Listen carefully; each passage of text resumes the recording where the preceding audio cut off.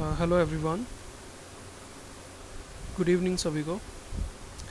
आज मैं एक वीडियो बना रहा हूँ जिसके अंदर मैं बीकॉम सेकेंड ईयर ऑनर्स के मैथमेटिक्स के असाइनमेंट को डिस्कस करूँगा।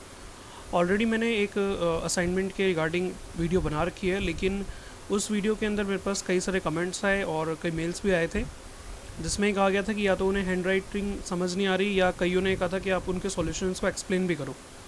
तो आज दोबारा से उन्हीं सॉल्यूशंस को लेकर के मैं आया हूँ और मैं यहाँ पे उनके सॉल्यूशंस को डिस्कस करूँगा। दैट मीन्स आप लोगों को सॉल्यूशन समझाऊंगा भी।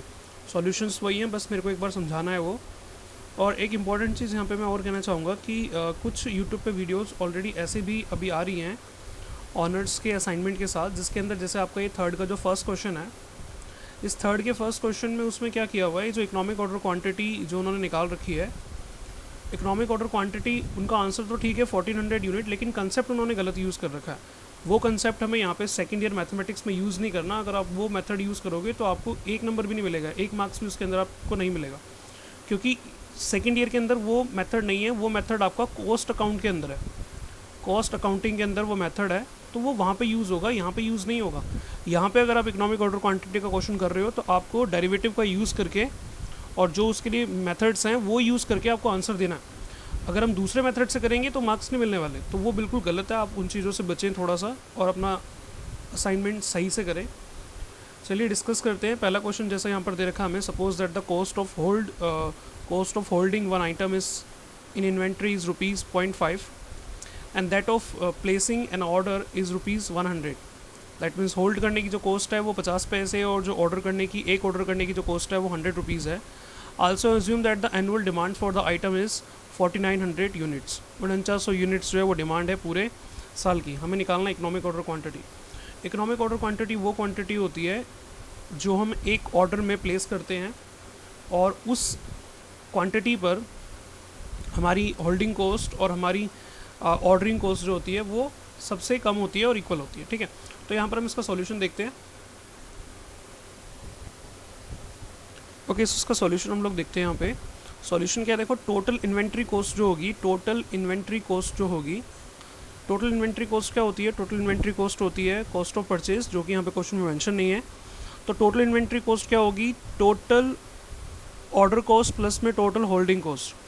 अब टोटल ऑर्डर कॉस्ट क्या होती है? एनुअल डिमांड अपॉन में इकोनॉमिक ऑर्डर क्वांटिटी इंटू में कॉस्ट ऑफ ऑर्डर, यानी कि CO लिखा हुआ है यहाँ पे, प्लस में होल्डिंग कॉस्ट क्या होती है? एवरेज एनुअल डिमांड इंटू में कॉस्ट ऑफ होल्डिंग। तो यहाँ पे economic order quantity divide by 2 into में CH, that means cost of holding. ठीक है, ओके। सो इसके आगे देखते हैं हम आगे। अब हमें क्वेश्चन में दे रखा है C0 दे रखा है, यानी कि CO दे रखा है, ऑर्डरिंग कॉस्ट दे रखी है 100, कॉस्ट ऑफ होल्डिंग दे रखी है ₹0.5, 50 पैसा, यानी कि ₹0.50। एनुअल डिमांड दे रखा है हमें 4900 यूनिट्स। ठीक है, तो total quantity, total inventory cost क्या होगा? 4900 अपॉन में Q इंटू में 100। ये मैंने यहाँ पर डिमांड रखी, इसमें एनुअल डिमांड कितनी? 4900 अपॉन में Q इंटू में 100, cost of ordering, and Q/2 into में 0.5। ठीक है ना, यानी कि 50 पैसा। अब इसको इससे मल्टीप्लाई करोगे या इसको अगर हम ओपन करेंगे तो हो जाएगा 1/2, और 1/2 ऑलरेडी यहाँ पे 1/2 है, तो ये 1/4 हो गया। 100 को इससे मल्टीप्लाई करेंगे तो 49, ये हमारे पास आ जाएगा 4,90,000 अपॉन में Q। इसके आगे अब हमें क्या करना होगा? इसका डेरिवेटिव करना होगा। तो हमने यहाँ पे TC का डेरिवेटिव करा है, तो TC का डेरिवेटिव क्या आएगा? 1/Q का डेरिवेटिव होता है -1 अपॉन में Q²। 1/Q का डेरिवेटिव होगा -1 अपॉन में Q², तो वही मैंने यहाँ पर निकाला है इसमें। तो अगर हम पीछे देखें तो ये वैल्यू थी, इसका हमने डेरिवेटिव निकाला, तो 4,90,000 अपॉन में Q², एंड जो ये साथ में Q/4 था, उस Q/4 का डेरिवेटिव आ गया 1/4, ये 1/4 लिखा हुआ है। फिर इस डेरिवेटिव को हमने 0 के इक्वल रखा, हमने इसको सिंप्लीफाई करा, तो ये Q इसका इधर चला गया, 4 इधर आ गया, ये वैल्यू है हमारे पास। तो 4,90,000 का हो जाएगा 700 और 4 का हो जाएगा 2, रूट करेंगे तो टोटल इकोनॉमिक क्वांटिटी आ गई 1400। मैं आपको यहाँ पे फिर से एक बार बताना चाहूँगा, एक वीडियो और डिलीव है जिसके अंदर सिर्फ इस क्वेश्चन को इतना ही कर रखा है, तो ये भी गलत है। अभी हमें इसको इकोनॉमिक ऑर्डर क्वांटिटी के साथ साथ इसको मिनिमम भी प्रूफ करके दिखाना है। ठीक है ना, इसको हमें मिनिमम भी प्रूफ करके दिखाना है, सॉरी, इसको ऑप्टिमाइजेशन प्रूफ कर भी करना पड़ेगा। सिर्फ इतना ही नहीं छोड़ना आंसर, सिर्फ इतना ही आंसर नहीं होगा, इसको आगे भी सॉल्व करना है। तो अभी हमने इसका सेकंड डेरिवेटिव निकाला, तो सेकंड डेरिवेटिव यहाँ पे 1 ये गलत लग गया है, सेकंड डेरिवेटिव इसका ये निकलेगा, और फिर उसके अंदर Q हमने 1400 पुट करा, तो Q उसके अंदर हमने 1400 पुट करा, तो हम लोग देख सकते हैं कि जो भी इसका आंसर आएगा वो पॉजिटिव आएगा। पॉजिटिव आएगा इसका मतलब पॉजिटिव आएगा इसका मतलब ये क्या प्रूफ हो गया हमारा, ये जीरो से बड़ा है, इसका मतलब ये प्रूफ हो गया हमारे पास पॉजिटिव साइन आ रहा है, इसका मतलब जो इकोनॉमिक ऑर्डर क्वांटिटी जो होगी वो 1400 होगी और उस टाइम जो कॉस्ट होगी वो मिनिमम होगी, सबसे कम होगी। तो ये इसका आंसर हो गया, economic order quantity is 1400 unit, ये इसका फाइनल आंसर हो गया। इतना आपको पूरा करना है। ओके, नाउ इसके बाद सेकंड क्वेश्चन हमें दे रखा है इसमें, a firm produce two items x1 and x2, the market price are given by, P1 दे रखा है और P2 दे रखा है हमें, मतलब P1 दे रखा है फर्स्ट x1 प्रोडक्ट का प्राइस और P2 दे रखा है सेकंड प्रोडक्ट x2 का प्राइस। ठीक है, ये हमें दोनों के प्राइस गिवन है अलग अलग प्रोडक्ट्स के, और साथ में उनका हमें कॉस्ट ऑफ प्रोडक्शन दे रखा है, यानी कि कॉस्ट फंक्शन दे रखा है x1 और x2 का कंबाइन करके। Find how many items of each should be produce to have joint maximum, to have the joint profit maximum. तो दोनों के प्रॉफिट को मैक्सिमम बताना है हमें कि दोनों का जो प्रॉफिट होगा वो कंबाइंड में कितना मैक्सिमम होगा। ठीक है, तो यहाँ पर ये हमारा जो क्वेश्चन है ये पार्शियल डिफरेंशिएशन का क्वेश्चन है, दो अलग अलग क्वांटिटी दे रखी है, दोनों को कंबाइन करना है हमें। इसका सॉल्यूशन देखते हैं। तो देखो रेवेन्यू इज इक्वल टू क्या होता है, रेवेन्यू इज इक्वल टू होता है प्राइस इंटू में आउटपुट, प्राइस इंटू में आउटपुट। तो पहले तो R1 मान लिया पहले की रेवेन्यू को, फर्स्ट प्रोडक्ट की रेवेन्यू को R1 मान लिया, तो R1 इज इक्वल टू क्या होगा, P1 इंटू मैक्स1। P1 हमें क्वेश्चन में दे रखा है, ये रखा हमने यहाँ पे, और ये x1 हो गया, इसको अंदर मल्टीप्लाई करा, इधर मल्टीप्लाई करा, तो 100x1 माइनस में 100x1 का whole square, I mean square. Revenue second निकाला, रेवेन्यू सेकंड क्या होगा, P2 यानी कि price of second product and into में क्वांटिटी यानी कि x2। तो ये P2 हमें क्वेश्चन में दे रखा था, वो हमने यहाँ पे पुट करा और ये x2 अंदर मल्टीप्लाई करा इधर, तो हमारे पास ये वैल्यू आ गई 125x2 माइनस में 3x2 का स्क्वायर। नाउ दोनों की रिवेन्यू को ऐड कर देंगे तो हमारे पास टोटल रिवेन्यू आएगा, तो R1 प्लस R2 दोनों को ऐड करा हमने, तो यानी कि ये R1 और प्लस में ये दोनों यहाँ पर मैंने लिखे हैं, ये दोनों को ऐड करा हमने, दोनों को ऐड करेंगे तो हमारे पास ये टोटल रिवेन्यू आ गया, क्योंकि इसमें इतना ही ऐड होगा, बाकी तो कुछ ऐड हो नहीं रहा। कॉस्ट हमें ऑलरेडी क्वेश्चन के अंदर दे रखी है ये, ठीक है, कॉस्ट हमें दे रखी है। प्रॉफिट हमें पता है, प्रॉफिट क्या होता है, रिवेन्यू माइनस कॉस्ट, तो यहाँ पर हमने ये रिवेन्यू जो अभी आया था हमारे पास, वो रिवेन्यू हमने यहाँ पर रखा है, ये पूरा का पूरा, ठीक है ना, ये पूरा का पूरा रिवेन्यू रखा और उस रिवेन्यू में से कॉस्ट माइनस कर दी, और मैंने डायरेक्टली लिख दिया यहाँ पर ये माइनस करके कि इतना आएगा, ये डायरेक्टली मैंने रिवेन्यू माइनस कॉस्ट किया हुआ है और ये लिख दिया।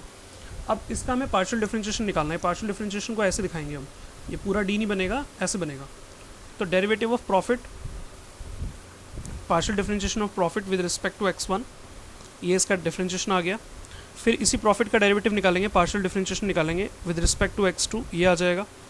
और फिर इसी फर्स्ट वाले का नहीं सॉरी, इन दोनों को जीरो के इक्वल रखेंगे, इनको हमने जीरो के इक्वल रख दिया यहाँ पे, और इसको भी जीरो के इक्वल रखा, मतलब कि ये भी जीरो के इक्वल, ये भी जीरो के इक्वल। तो जब हमने जीरो के इक्वल रखा तो ये हमारे पास वैल्यू आई, एक इक्वेशन बन गई ये वाली, ये जीरो के इक्वल रखा, ये इक्वेशन बन गई यहाँ पे 4x1 प्लस में 4x2 इज इक्वल टू 88, यहाँ बनी 4x1 plus 6x2 is equal to 114। ना दोनों इक्वेशंस को सॉल्व करके x1 और x2 की वैल्यू आ गई कितनी, 9 और 13। इसके बाद फर्स्ट डेरिवेटिव जो ऊपर आया था उसका दोबारा से डेरिवेटिव निकाला, पार्शियल डिफरेंशिएशन निकाला हमने। ओके, ये जो ऊपर आया था यहाँ पर ये वाला डेरिवेटिव, एक मिनट, ये जो डेरिवेटिव आया था इस डेरिवेटिव का हमने दोबारा से डेरिवेटिव निकाला x के रिस्पेक्ट में, और एक बार हमने x1 के रिस्पेक्ट में सॉरी, और एक बार इसका भी डेरिवेटिव निकाला हमने x2 के रिस्पेक्ट में, और एक बार फर्स्ट वाले का हमने डेरिवेटिव निकाला x2 के रिस्पेक्ट में। देखो, इसको एक बार x1 में, इसको x2 में, और इसको एक बार x2 में, तो वो तीन चीज़ें मैंने आगे लिखी हुई है यहाँ पे। ओके, ये पहले वाले को x1 के रिस्पेक्ट में, ये बाद वाले को x2 के रिस्पेक्ट में, और ये पहले वाले को हमने x2 के रिस्पेक्ट से निकाला, और उसके अंदर ये वैल्यूज़ रख दी, तो हमारे पास फाइनली वैल्यू आ गई -4 एंड -6।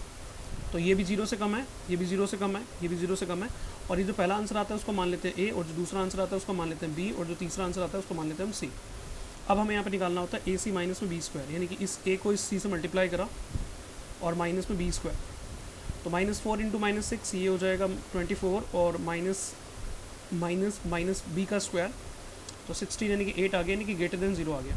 तो हमारे पास क्या कंडीशन होती है, हमारे पास कंडीशन होती है कि AC minus B square is greater than 0, and अगर A लेस देन 0 है तो हम कह सकते हैं इसमें कि जॉइंट प्रॉफिट है वो मैक्सिमम है कब, जब x1 की वैल्यू कितनी है 9 और x2 की वैल्यू कितनी है 13। ये पूरा आंसर आ गया। इसकी PDF भी मैं डिस्क्रिप्शन में लिंक दे दूंगा, उसमें आपको इसकी PDF भी मिल जाएगी। तो ये इसका फाइनल आंसर हो गया। अभी इसके बाद तीसरा क्वेश्चन देखेंगे, मतलब तीसरे का तीसरा क्वेश्चन देखेंगे, थर्ड क्वेश्चन में हमें क्या रखा है, find the consumer surplus and producer surplus under the pure competition for the demand function. ये डिमांड फंक्शन दे रखा है हमें, और इसके बाद सेकंड दे रखा है हमें सप्लाई फंक्शन, और क्वेश्चन में हमें निकालना क्या है, हमें फाइंड आउट करना है कंज्यूमर सरप्लस और प्रोड्यूसर सरप्लस। अब कंज्यूमर सरप्लस और प्रोड्यूसर सरप्लस निकालने के लिए हमें एक तो प्राइस चाहिए होगा, ठीक है ना, एक तो हमें प्राइस चाहिए होगा और हमें क्वांटिटी चाहिए होगी दोनों की, यानी कि x0 चाहिए होगा।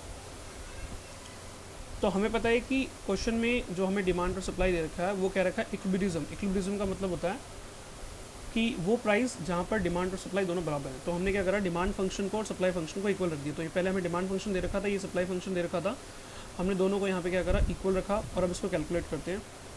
तो मैंने यहाँ पर लिखा हुआ है इसमें 8 अपॉन में x+1, 8 अपॉन में x+1 -2 is equal to 1/2 x+3।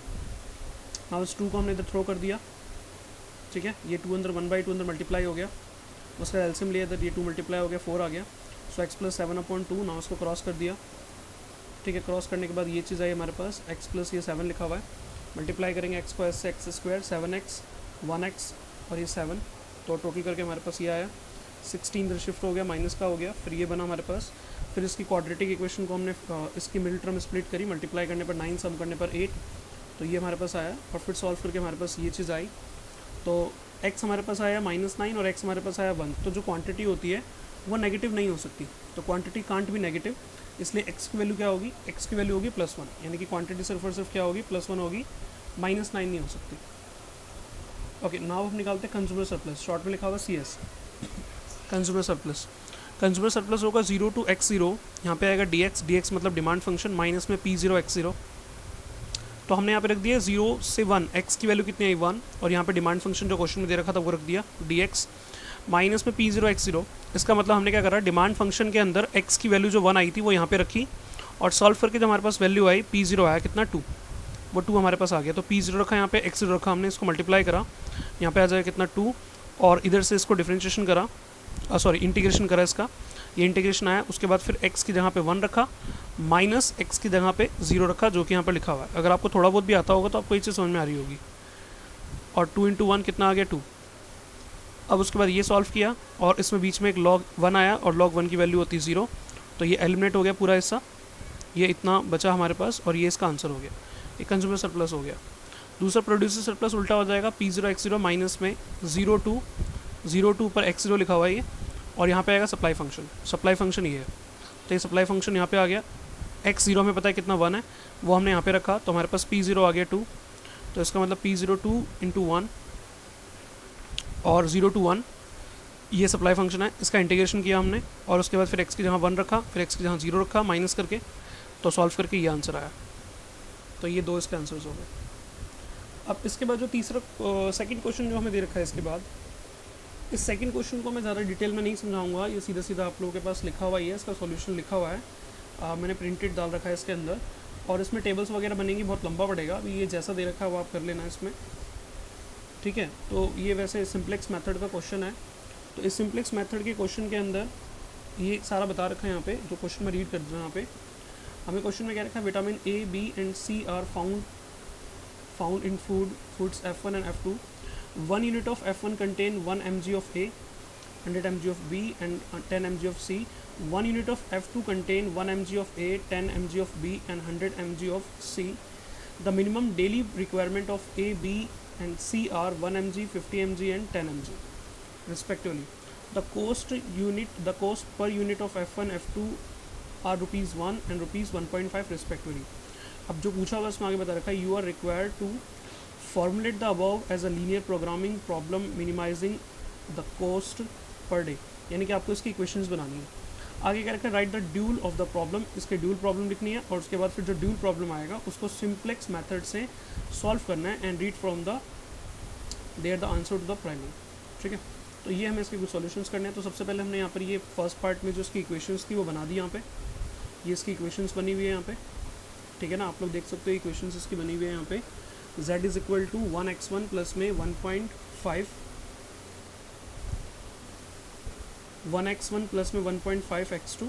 इसमें x1 और x2 हमने क्या लेट करा है, x1 और x2 हमने जो लेट करा है, x1 लेट करा है हमने यूनिट ऑफ f1, और x2 हमने लेट करा है यूनिट ऑफ f2, ठीक है ना।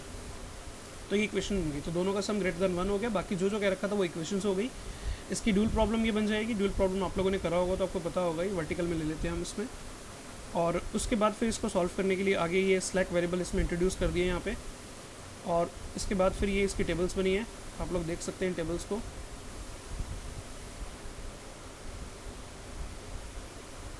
ठीक है, तो ये इस तरीके से इसके तीनों आंसर्स फाइनली आ गए।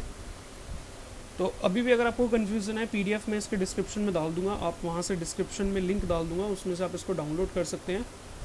और हैंड रिटन लिखा हुआ है, आई थिंक समझ में आना चाहिए, ऐसी कोई कन्फ्यूज़न इसमें होनी नहीं चाहिए। ठीक है, तो आप लोग बाकी वीडियोस से ज़रूर बचें जिनमें कुछ चीज़ें गलत करा रखी हैं या अधूरी करा रखी हैं, अपने सिलेबस से रिलेटेड करें, एंड अदरवाइज़ आपके मार्क्स कटेंगे। असाइनमेंट बहुत इंपॉर्टेंट है। ऑल द बेस्ट सभी को।